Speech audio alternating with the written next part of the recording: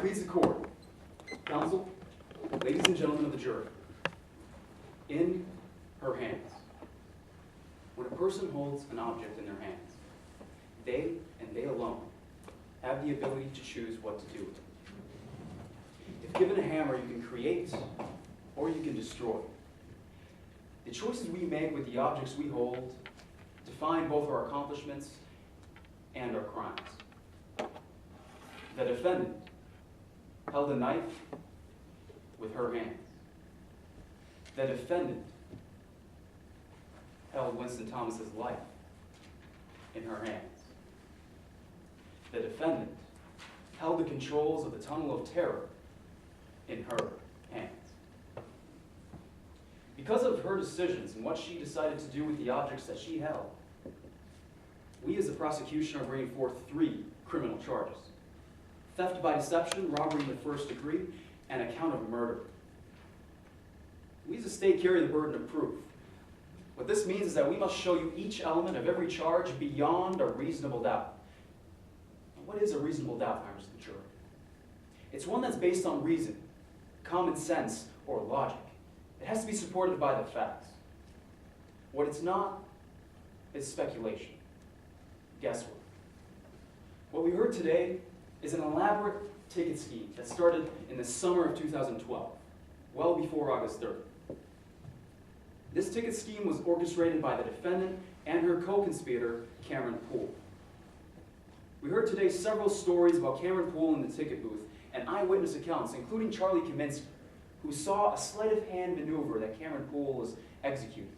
He would take money from the customer, put some of it in the till, and take some for himself. In fact, he once leaned in to Charlie Kaminsky and told him, "I'm stealing money, and I'm doing it with some friends." We heard that today. Now, if you take a look behind the scenes, we saw that Rory Shelton, when he took the stand today, he overheard conversations between the defendant and Cameron Poole. She told Mr. Poole, "This plan was working great. I'm almost out of my version of the World Tour wristbands, and I will have to order more next week." When Detective Frances Kimball of the Financial Crimes Unit was called in, she investigated this matter. She was able to determine, after looking over the financial records and the holdings at Rock the World Amusement Park, that thousands of dollars were missing as a result of something going on in the ticket booth. And when questioned today, we heard that the only person that was working the ticket booth in the entire summer of 2012 was Cameron Poole. Now we know the two were inseparable. We know that the two have worked together in the past. We heard today from the prior employer. Mr. Conroy told us that when they worked at Rolls Rivertown, profits were decreasing at an alarming rate whenever they were in control. And on the same day that Cameron Poole was fired for his misconduct behind the cash register, the defendant mysteriously left too. Never saw her again until her work at Rock the World. Now, it's not surprising that when a criminal thinks that they got away with it once, they can get away with it again. That's just the plan. That's motive. They think that they can do it. They think they're invincible. So what's stopping them from doing it again? Nothing. And what we heard today is that they did. The victim this time was Rock the World. But more importantly, members of the jury, we were bringing forth a count of murder. The real victim was an employee of Rock the World, former officer Winston Thomas. Now this is intricately tied in with a robbery charge.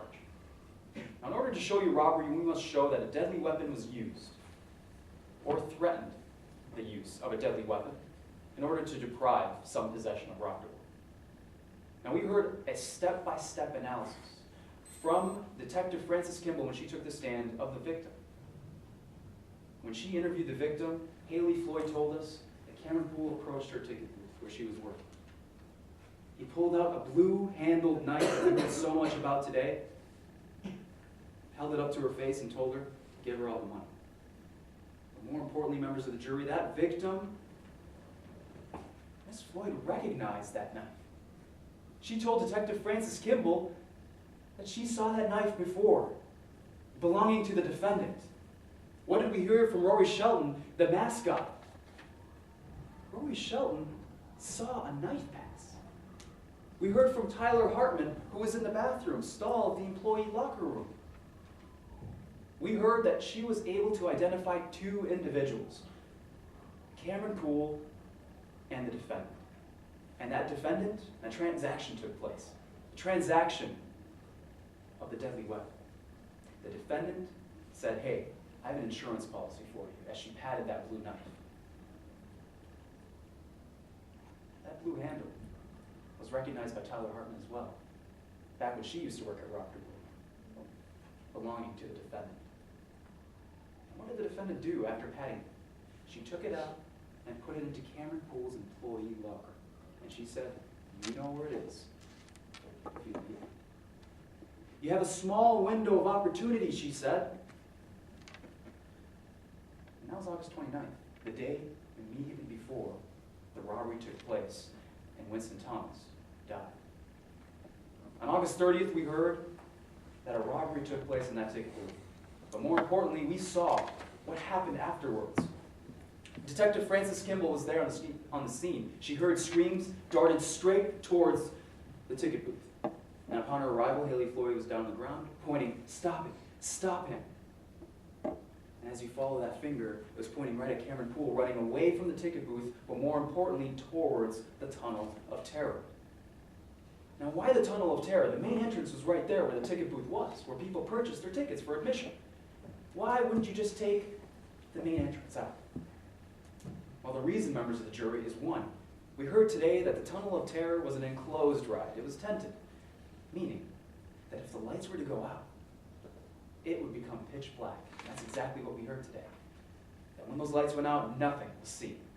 Only a sickening thud as Winston Thomas was struck by the ride.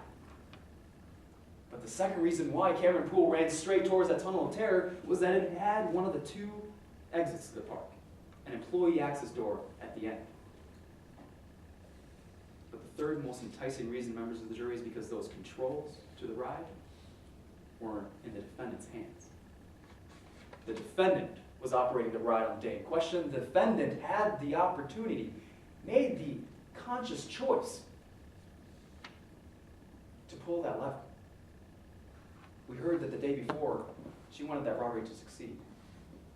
She wanted her longtime friend and associate in crime, Cameron Poole, to get away with the money successfully on that day, just like they had gotten away with it before.